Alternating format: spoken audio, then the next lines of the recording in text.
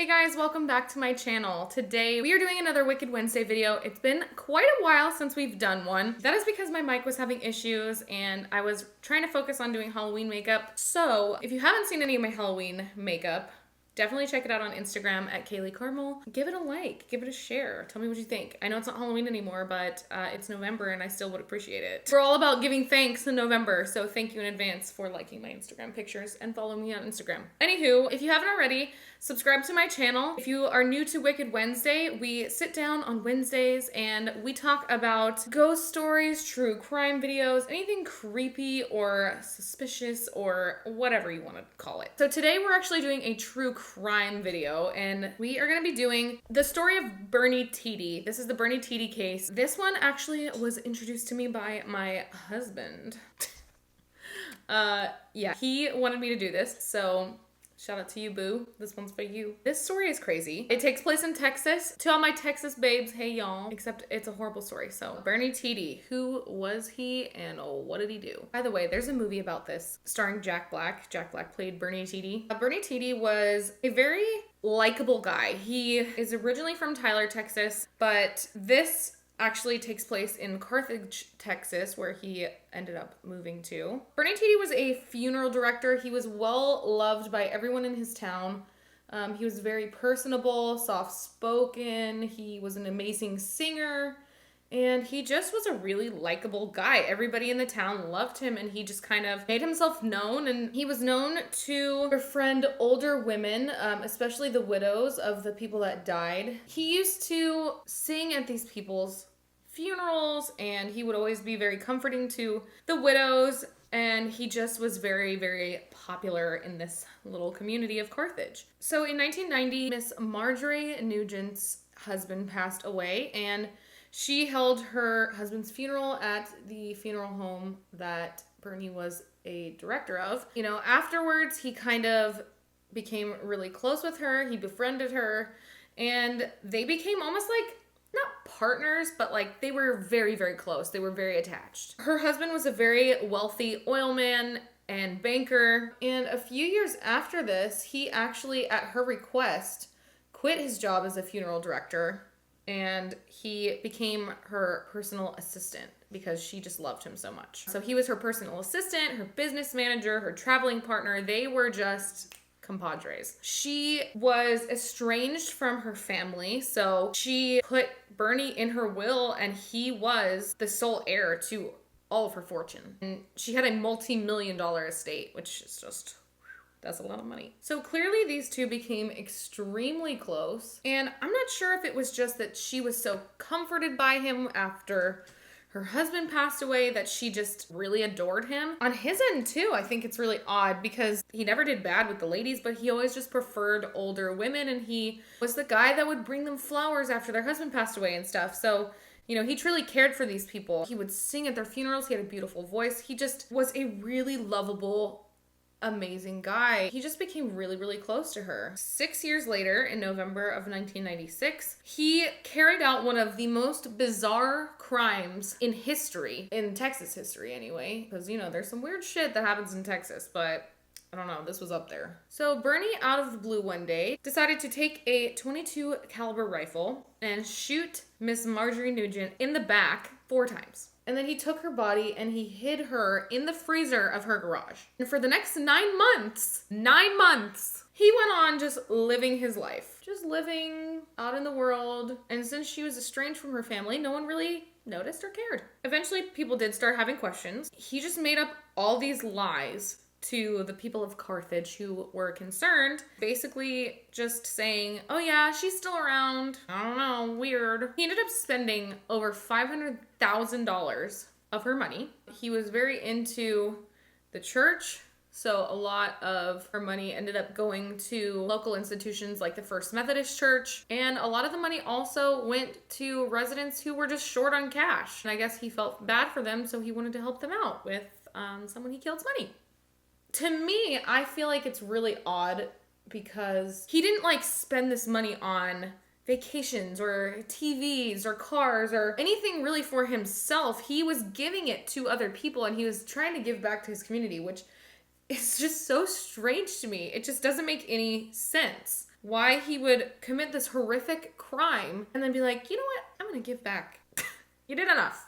Let's just stop while you're ahead. So he's just living his life, giving back to the community, being an amazing person for 9 months. Finally, in August of 1997, so 9 months later, almost a whole year later, she's just been chilling in the freezer in her garage. No one has cared. Someone finally called the sheriff's department. Hallelujah. So officers did come search her home and they did discover her body in the garage, still in the freezer. I can't talk while I'm doing liner. It's just impossible. What really blows my mind is how quickly he confessed.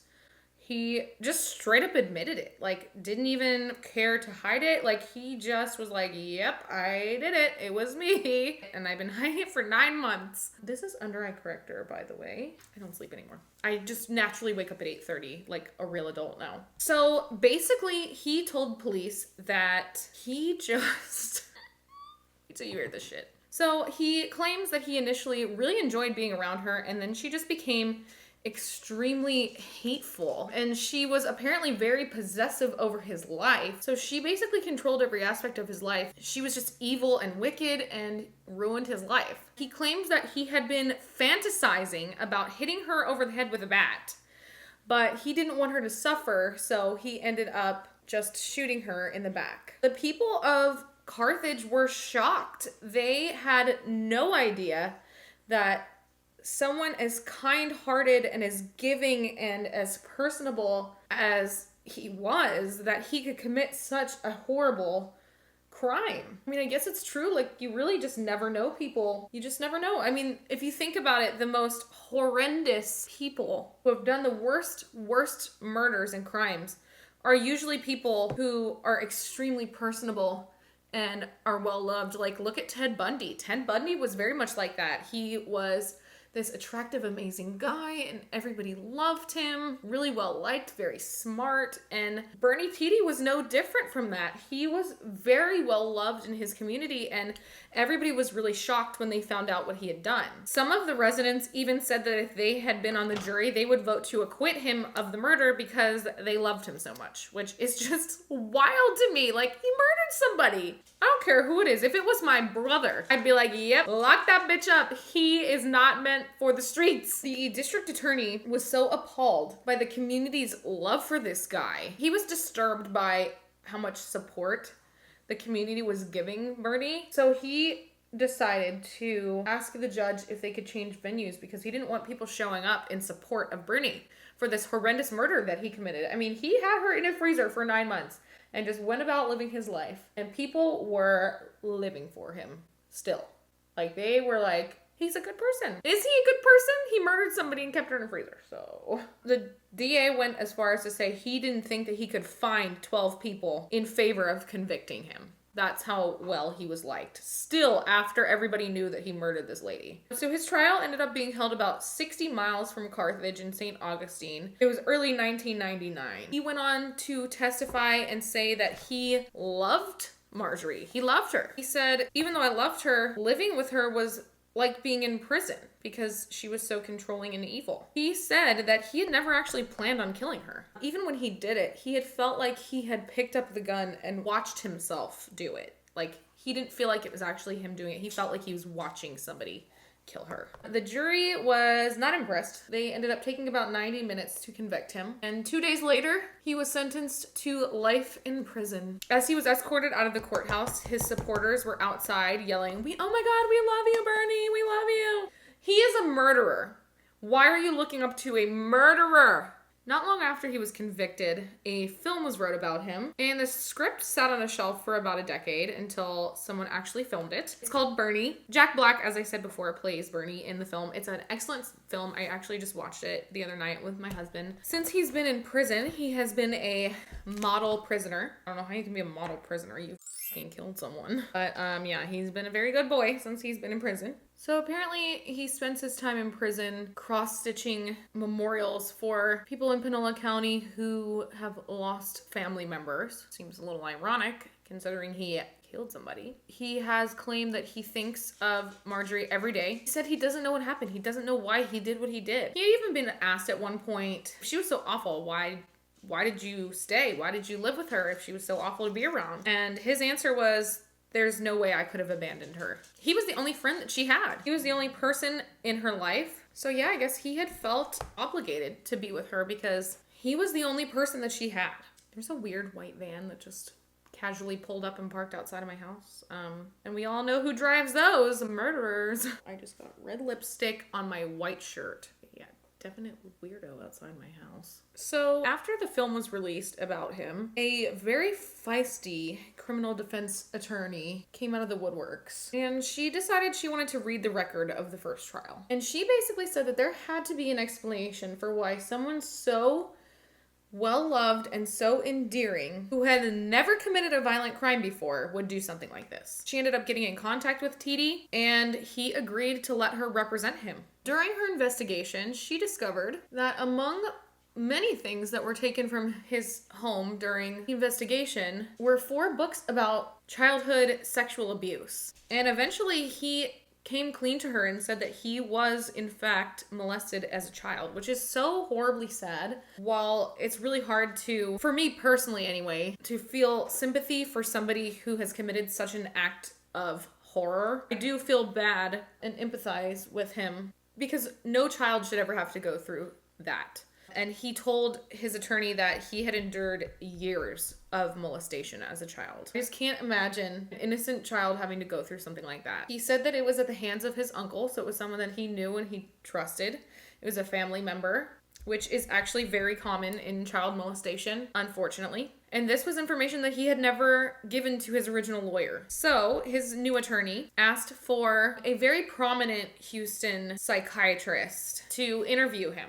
And based on their conversation, the psychiatrist determined that based on his ability to push down and suppress all of those emotions from his childhood, he was ultimately overwhelmed by the repeated psychological abuse that he went through. So supposedly after Marjorie Nugent had made some really offensive comments about one of Tiede's friends, he just completely lost control and ended up murdering her. They think that he lost control of his emotions and his behavior because he experienced such horrific childhood abuse, and he ended up experiencing a psychological dissociative experience in which he felt that he was literally floating outside of his body when he murdered her. So the original psychiatrist that evaluated him during the original trial decided to take this new evidence into consideration. And after meeting with Bernie again, he changed his mind. And he now believed that he had experienced a dissociative episode the day of the murder. So his new attorney very quickly filed a new sentencing hearing. And she basically argued that if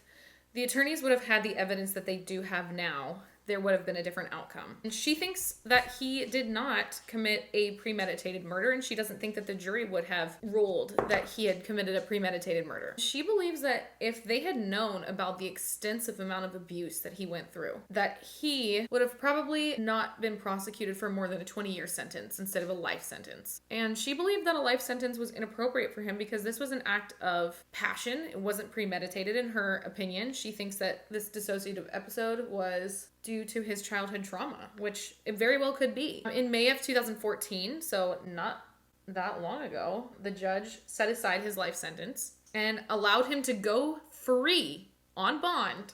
So he got out of prison. A murderer got out of prison until the Texas Court of Criminal Appeals decided whether a new sentencing trial should be convened. After 16 years and 9 months in custody, Bernie Tiede walked free, and he moved into a garage apartment outside of prison. Members of Marjorie's family were furious that he was released from prison because obviously he murdered their family member. Whether it was a crime of passion or not, he did it. They believe that the people who had changed their minds were wooed by the film that was made by Jack Black. They made him seem more endearing, more loving. Things are dramatized for film, of course. At the end of the day, this is still a horrific crime. They say that it had nothing to do with the film, but that was what the family believes, and they say that they are just following their gut and they're following the evidence that they were given, no matter where it leads. The appeals court ended up ruling that he should receive a new sentencing trial, so he was not able to stay free. 2 veteran prosecutors with the state believed that he was a con man. They thought that he was only with her for her money, and he came off as this loving, amazing person because he was a con man. He stole money from this poor family. The reason he murdered her was to keep his thievery from being exposed. The judge moved the trial to East Texas in Henderson, and he declared again that an impartial jury was going to be hard to find, especially in Carthage where the crime was committed, because he was still so loved there. Early April, they held his trial. He was now 57 years old, gray hair. He brought his pet parakeet with him, and he gave no interview at all. He had been banned from speaking to the media as part of his release, and he said that basically he was ready for whatever was to come, and he expressed that, you know, they could incarcerate his body, but they could not incarcerate his mind. He was said to be very upset during his trial and very weepy. The prosecutors obviously accused him of taking advantage of a vulnerable and trusting widow. His own attorneys painted him as a timid abuse victim who turned into a caring do-gooder and finally snapped under the pressure of Marjorie's demanding personality. And it triggered something in him, and that's why he committed the horrible crime that he did. Over the next 3 weeks, over 80 witnesses took the stand. Several witnesses talked about his life over the past 2 years that he was set free, how he had gone to work for 2 nonprofit groups that seek to improve conditions for prison inmates. He was a member of a men's chorus in Austin, so he was still singing, as well as a Methodist church in his neighborhood. He dressed up as Santa Claus at Christmas time. He passed out presents to the children, which to me is really disturbing because he's a murderer. He attended therapy once a week. He didn't drink alcohol. He didn't do drugs. He didn't break any laws. He was a model citizen. He hugged people on the streets. He was just a good person, is what they said. They said that there was no reason to send a person like this back to prison. One person that testified even said that they wouldn't hesitate to let him babysit their daughters. The prosecuting attorneys presented witnesses who said that, yes, he may be all of these amazing things, but he really, underneath all of that charm, was money hungry and manipulative. One of the witnesses claimed that they had overheard him talking on the phone to someone in Louisiana, where he had previously worked at a funeral home. She had asked him to return some money that she'd lent him, and he abruptly moved from Louisiana. That was amid rumors that some funds may have went missing from the funeral home. And then obviously there was the huge controversy about what he did with Marjorie's money. A financial investigator said that during her years with Bernie, at least $3 million had been transferred from her accounts to his. He did invest some of that money. It also had appeared that he had faked multiple deposits to make her think that he was putting money back into her account, but really he wasn't. It appeared that he had forged other financial documents to make it seem as if the investments were turning into a profit, even though they weren't. They described his actions as a one-person scheme. Very well may have written checks to himself from her account and forged them. He might have even put some of that money into a bank account in Switzerland, is what they found. His lawyers argued that she very well may have wanted him to spend her money because she was estranged from her family. She didn't have anyone else, so she may have wanted him to have it. One businessman that knew her testified and said that she had told him she was happy with Bernie spending all of her money, and she hoped that he would spend every dime of it so that she wouldn't have to leave anything to her family. On the final day of the trial, they called someone to the stand. This was a San Antonio psychiatrist who, at the request of the prosecutors, had interviewed him just weeks prior. Compared with the defense team's psychiatrists, he painted a completely different picture of Bernie, stating that he could find no connection between his abuse and the murder. He believed that Bernie had gotten over his abuse and didn't have episodes anymore. And he was not convinced that this was a murder of passion, set off by her angry comments about his friend. He thinks that it was just the result of cumulative intolerance of her. Like, he just could not take her anymore and he just murdered her. He thought that it was premeditated. He even admitted that he fantasized about beating her over the head with a bat. He said that he showed signs of narcissism and antisocial personality. There was no guarantee that he would not engage in this behavior again. Tiede did not testify during this trial. His attorneys felt it was too big of a gamble for him to do that. He was very distraught during the trial. He was weeping, he was shaking the whole time, and he had to live with the fact that he essentially murdered his best friend. So his defense attorneys ended up saying that his childhood abuse was just heartbreaking. They didn't understand then what happened to him during the first trial, but now they have a much better picture of it. They asked the jury to either sentence him to 3 more years in prison, which would give him a total of a 20-year punishment. And they asked that he be able to re-enter society after such a tragic incident. They think that he has healed and that he would bring good things to people's lives. And obviously the prosecutors thought opposite and thought that he could very well do this again because they thought he was a con man. They thought that he could possibly go off to Europe if he was released and get all the money out of his bank account and live the life of a very wealthy man. They thought that he did not deserve another day of freedom. 4 hours later, the jury returned and they announced that they believed he was guilty. So after all that, after 20 years, a movie, and 2 trials, he was back in prison. I want to know what you guys think. Do you think that he is a victim who acted on impulse, or do you think that he really did premeditate and he was a con man? What do you guys think? I personally think that a murderer is a murderer and they should be punished whether they meant it or not. That's just my opinion, but I want to know what you guys think in the comments down below. Don't forget to hit that subscribe button and I'll see you on the next one. Bye.